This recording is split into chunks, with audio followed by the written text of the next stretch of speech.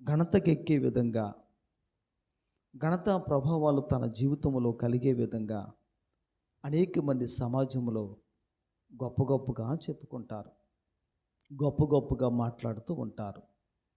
అయితే ఈరోజు ప్రభునందు ప్రియమైన వాళ్ళరా, ఈరోజు మనం ఎవరం అని బైబిలు మనతో మాట్లాడుతుంది అని అంటే, ఇప్పుడు మన వాక్యాన్ని మనం చూసుకుందాం. ఆదికాండము గ్రంథం 2వ అధ్యాయం 7వ వచన భాగాన మన వాక్యములో చూడగలిగితే, బైబిలు గ్రంథం ఈ విధంగా మాట్లాడుతూ ఉంది.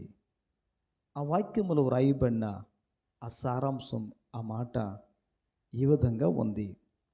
దేవుడైన యెహోవా నేల మంటితో నరుని నిర్మించి వాని నాసికా రంధ్రములో